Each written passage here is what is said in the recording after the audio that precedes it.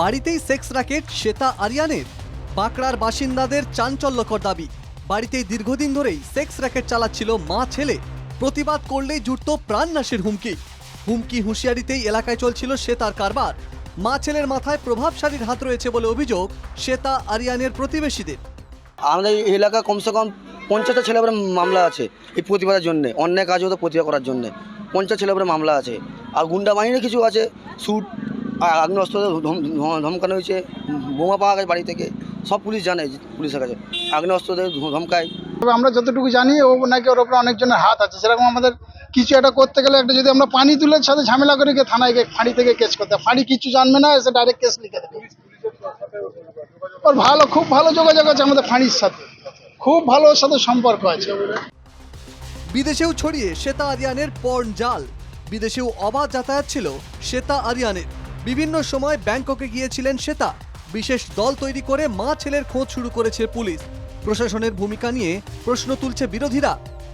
যারা দোষী নয় যদি প্রতিবাদ করে তাদের পুলিশ ধরতে পারে, আর এতদিন এত অভিযোগ সবার চোখের সামনে এই ধরনের ঘটনা ঘটিয়ে চলেছে, পুলিশের কাছে তথ্য নেই, পুলিশ পারে না, এরম কাজ হতে পারে না। পুলিশ এবং এই নেতাদের যে সাহচর্য এবং তাদের আশীর্বাদের জন্যই এই আরিয়ান খান আর শ্বেতা খান তারা পালিয়ে গেছে, পালিয়ে যেতে দেওয়া হয়েছে। মহিলাদের আরও সচেতন থাকতে হবে, সোশ্যাল মিডিয়ায় প্রলোভনে পা দিলে চলবে না, মন্তব্য রাজ্যের নারী ও শিশু কল্যাণ মন্ত্রী শশী পাঁজার।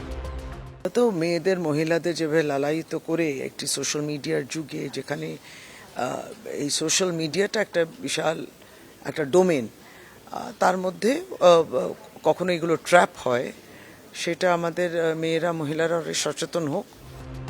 সোমবার আক্রান্ত তরুণীকে দেখতে সাগর দত্ত হাসপাতালে যান বিজেপি মহিলা মোর্চার রাজ্য সভানেত্রী ফাল্গুনী পাত্র। শ্বেতা আরিয়ানের সঙ্গে শাসক দলের যোগ নিয়ে সরব হন তিনি। তার সেখানকার বাসিন্দারাও বারবার এদের দিকে আঙুল তুলেছেন, বিভিন্ন পুলিশে কমপ্লেন দিয়েছে। সেখানে বড় বড় নেতাদের, শাসক দলের নেতাদের সেখানে যাতায়াত।